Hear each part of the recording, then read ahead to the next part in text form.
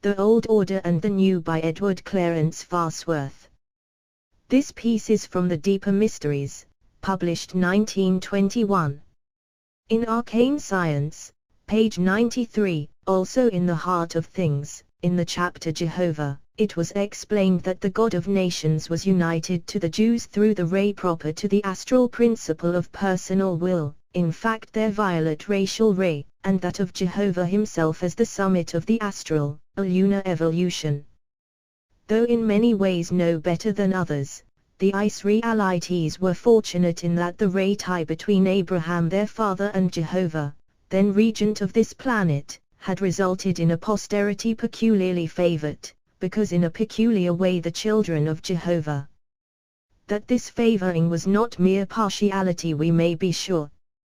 That the Hebrew prophets and inspired singers have much vitiated their message with the prejudices and arbitrary ideas of justice inseparable from their time and their evolution in their racial ray, the Old Testament everywhere shows, as witness the following taken at random: I the Lord am a jealous God, visiting the iniquity of the fathers upon the children. God is jealous, and the Lord revengeth, the Lord revenged and is furious. Often a more temperate tone is heard in such sayings as the Lord of hosts shall be exalted in judgment.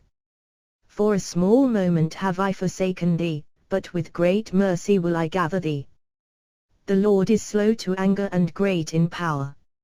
In the light just thrown upon the procedure of karma, it is evident that the Hebrew writers confounded atmic judgment with wrath and revenge. In the milder passages above quoted, mercy Budai intervenes not against the administration of atmic justice, but against supposed anger, that mere human frailty. To form adequate estimate of Jehovah, whom his prophets have invested with contradictory human emotions, we must consider that he represents personal will purified and merged in divine will. This union results in a twofoldness foreign to single divine will. Jehovah is karma, not from the atmic, but in fact from the astral atmic stand. In the prophets we see no purely impersonal administration of law, but everywhere a personal note of authority. The difficulty of interpreting the mandates of such a God and in such a time inevitably led the Hebrew mouthpieces of Jehovah to exaggeration of his personal will aspect. That his name might be known upon the earth, and his law promulgated, Jehovah, the earth's sole regent, set apart or chose, through Abraham, about 2/12 of the people of the violet ray, in fact those saved from the Atlantean doom anciently mitted to the practices of infernal arts. In the appointed time these chosen people were fortunate in opportunity when Earth's rightful sovereign appeared among them to perfect his astral and karmic principles, also a certain substratum of the physical, preparatory to assuming kingship. That this event was the turning point in human history, a certain secret instruction shows. As received from those celestial teachers the higher Kumaras, this instruction declares that while this earth chain is now in its fourth Mavatara, the moon chain has finished its fourth. During the first two moon Mavataras, the great sixth or light blue hierarchy of the solar logos guided the destinies of the simple moon humanity. During the third moon Mavatara, Jehovah the moon sovereign was perfected and assumed authority. During the first three earth Mavataras, the great seventh or orange hierarchy of the solar logos ruled our planet, but, at the beginning of the present Mavatara, the lunar sovereign began his regentship which terminated at the crucifixion on Calvary. Because for a great purpose the Jewish race ray was kept pure through isolation of its children, it followed that the Jews looked askance at the children of the orange, the red, and the green, those heathen worshippers of false gods epitomizing their own human limitations, and it also followed that when the greatest of the prophets appeared as representative of a ray not Jewish, and therefore as exponent of another system, he was rejected, and finally killed. In this there is much to mitigate the otherwise intolerable karmic debt of the Jews now almost paid, wherefore the cycle of necessity, newly inaugurated, holds for them a high place among the nations. We are now prepared to deal with the central mystery touching the real status of that Great One Jesus the Christ, who, in an earlier instruction of this series, was called the Master of the Yellow Ray, and again the Master of all rays. Every planetary ruler takes name and authority from the dominating ray of his planet. For this earth, that ray is the basic orange. As H.P.B. once said, there is no hard and fast scale, no fixed order of the human and the planetary principles. Thus for the moon chain, and its sovereign, the perfected astral was supreme over the other 5 principles. For the Martian chain, and its sovereign, perfected karma is supreme over the other 4. For Saturn, and its sovereign, purified karma manas is supreme over the other 3. Through the carrying out of this law, will eventually result the equalizing of all human and all planetary principles, from so-called highest to so-called lowest. Such equalization long since obtained in the solar hierarchies. For this world and its ruler, all principles or rays are tinted by the dominating orange. For Mars and its ruler, the dominating red performs like office. For Saturn and its ruler, it is the green, and so on. Evidently truth has a planetary aspect impossible to surmount until the solar view is arrived at, so, however much the buddhic ray and view may appeal to our planetary ruler, the truth by him discerned in the orange will seem greater, hence the perfecting of the orange physical vesture will ever engage his chief efforts. In the esoteric classification of the human, planetary, and universal tattvas or forces, or rays, Adi-tattva is given as the highest. We will now mention a human and planetary tattva which from our planetary viewpoint is supreme, one whose positive pole is in the great 7th or orange hierarchy of the solar logos. In man this tattva originates those refinable divisions of physical body matter from which the great master of physical life perfected, as his chief possession, that physical vehicle in which he ascended on high, or, more correctly, departed to his sacred and secret place.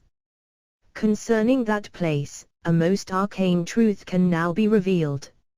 Every tattva is divisible into 7, and while exoterically Prithvi is the lowest of the 7 tattvas, its highest division contains a secret tattva which, for this earth, is the supreme one.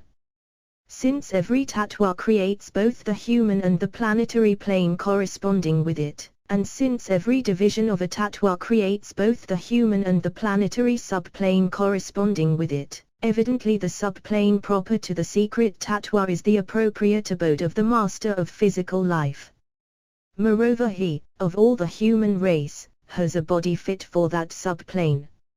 At death every other representative of mankind leaves behind his entire 7-fold physical body, and passes to some division of the astral plane. Evidently the master of the orange stands between the physical life and the posthumous life of his lesser brethren, and so reaches both up and down. Though near to his own in heaven, he is equally so to those on earth. This most precious and comforting truth could not be made clear without some knowledge of the 7-foldness both of man and the planet, hence for the world at large this knowledge awaited the fullness of time now drawing near. Hoping to come after death into the visible presence of his Lord, the devout believer will find in this arcane teaching food for thought, and good reason for modifying his expectation. Nevertheless, let him remember the saying of the initiate apostle, for since by man came death, by man came also the resurrection of the dead. Through repeated purifications, the Adamic body of this devout one shall become the purified and eternal body of the resurrection, in other words it shall become the body commonly possessed at the close of a certain great cycle fair in the future of this progressive world. Said the risen Christ to the company of the faithful, Lo, I am with you even unto the end of the age, and have we not made clear the truth within his dark saying? Concerning the body in which the Lord proved himself to Thomas, there is a mystery which may be touched upon. Evidently the permanent physical of the risen Lord would not show the stigmata, neither would it perform such a physical act as the eating described by Luke. Plainly, for the time being, that permanent body was by some means clothed with coarser particles. In ordinary materializatio it is possible, under circumstances unusually favorable, to build upon the astral model a semi-solid but transient facsimile of the original, one which persists only through the will of the entity plus the will of another, or, better, plus the combined wills of several, or, best, in conjunction with the wills of all present. As for the scriptural instances of Jesus bodily appearing, the astral model was not the body clothed upon but, instead, the permanent physical already described. That after his resurrection the Master appeared first to the faithful, was in accord with the law to large extent governing that occurrence, a law which should obtain at the supreme event for which the world is preparing. To facilitate this event, a company of believers in its early taking place should exist as force centers in different sections of the globe, and especially in this Western land.